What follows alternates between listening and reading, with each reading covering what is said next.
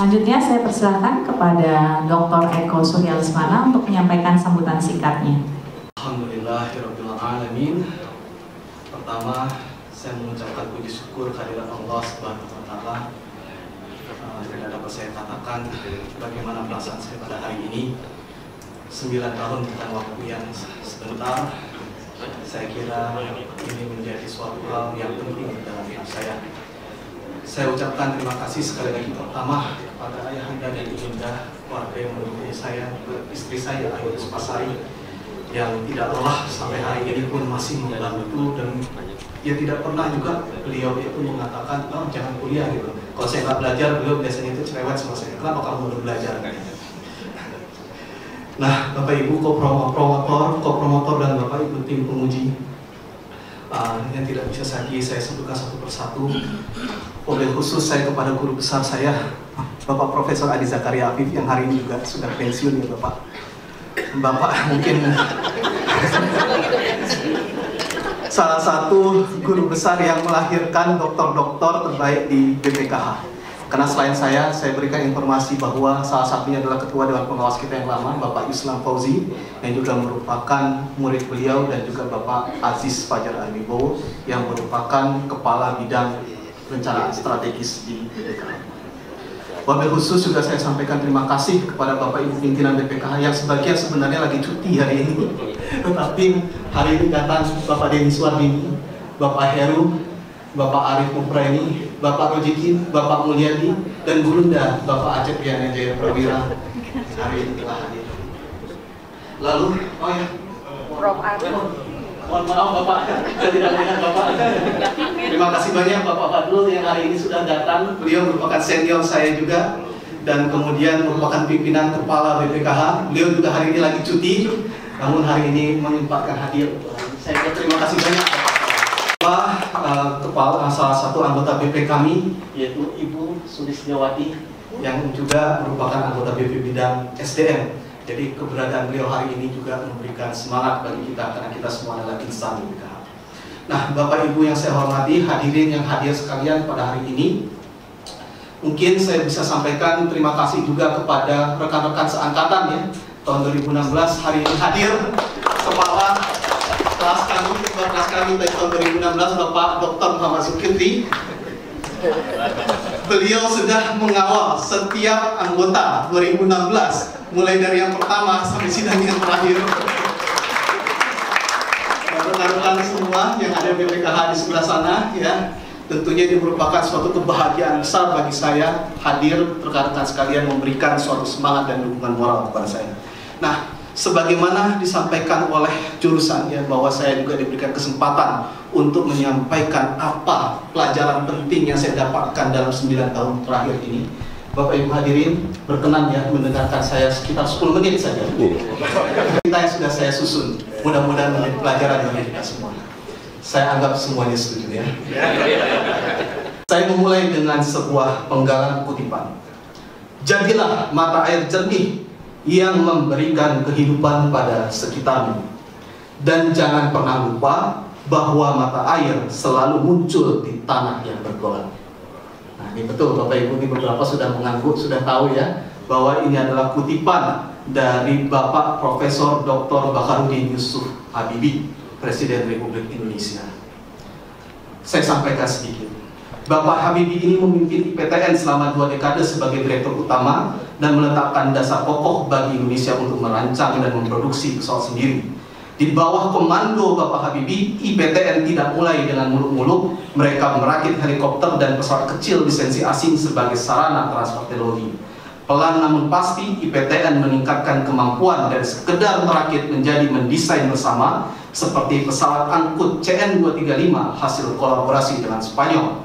Puncaknya, Bapak Habibie mencanangkan pembuatan pesawat penumpang asli Indonesia.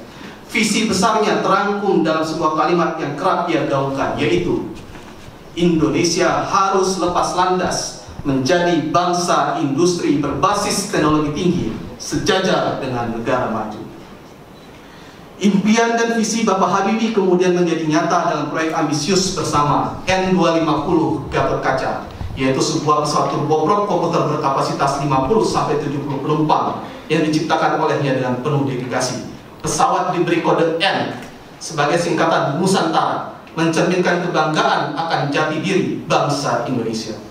Menjelang peluncuran perdana N250, antusiasme bercampur tegang menyelimuti tim IPTN. Beliau berkata, besok akan dibuktikan bahwa kita sama dengan bangsa lain.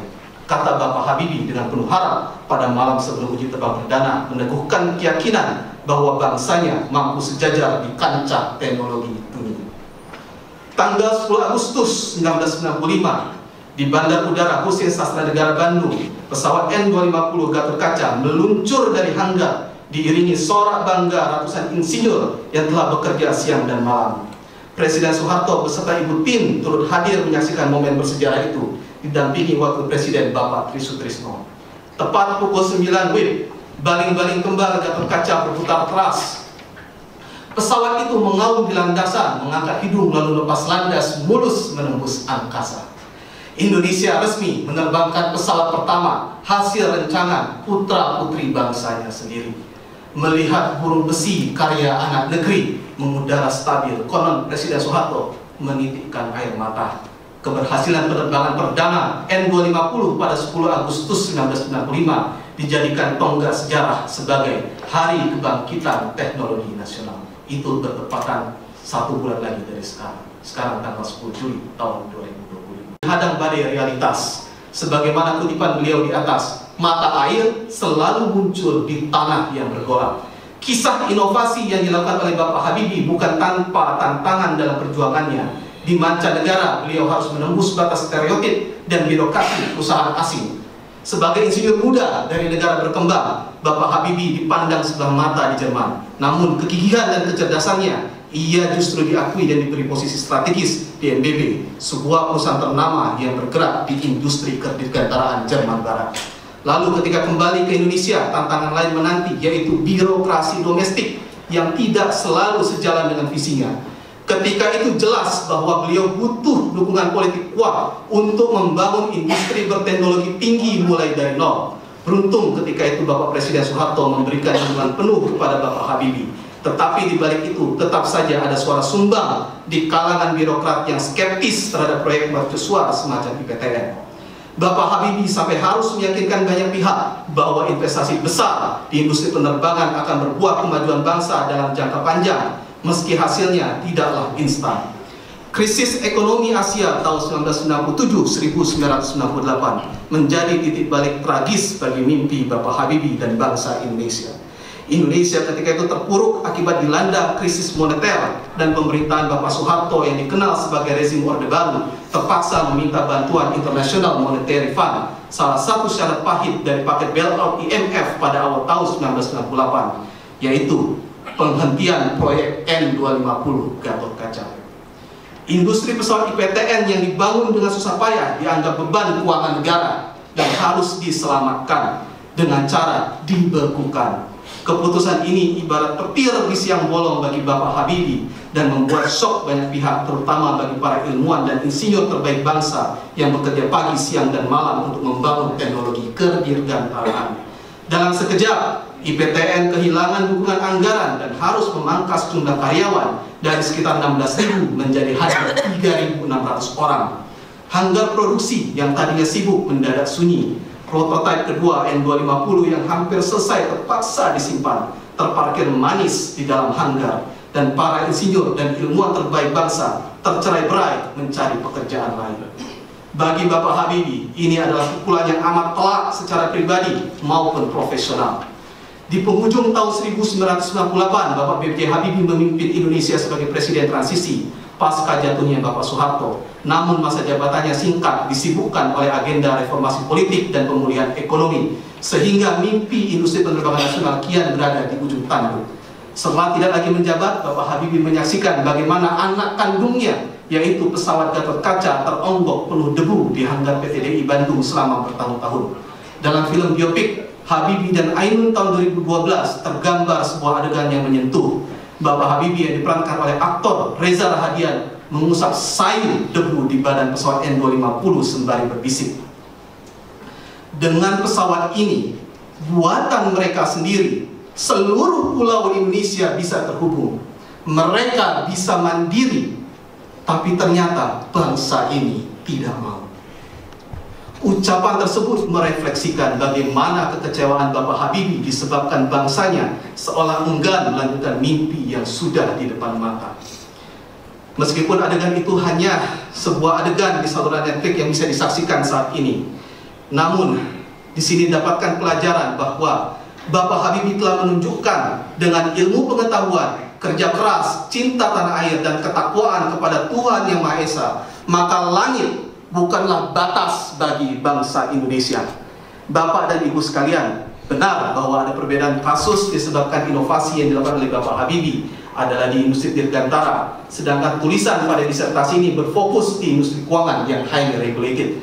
Namun hal tersebut justru membuatnya menjadi lebih menarik, karena apabila sebuah industri yang highly regulated saja bisa dilakukan terobosan dan inovasi, maka industri lain seharusnya lebih mudah. Karena itu, kita tidak boleh lelah untuk berinovasi, kita tidak boleh lelah untuk terus memberikan solusi, dan kita tidak boleh lelah untuk memperbaiki birokrasi negeri ini. Kita harus mampu meraih kemerdekaan sejati, yaitu merdeka belajar, merdeka untuk menguasai teknologi, dan merdeka untuk berinovasi. Semuanya demi masa depan yang lebih baik bagi generasi mendatang bangsa Indonesia. Sebagai penutup, saya sampaikan sekali lagi kutipan di awal. Jadilah mata air jernih yang memberikan kehidupan pada sekitarmu, dan jangan pernah lupa bahwa mata air selalu muncul di tanah yang bergolak. Demikian pesan ini disampaikan, semoga bermanfaat, dan mohon maaf atas segala kekeliruan dan kekurangan. Wabillahi taufiq wal hidayah. Assalamualaikum warahmatullahi wabarakatuh.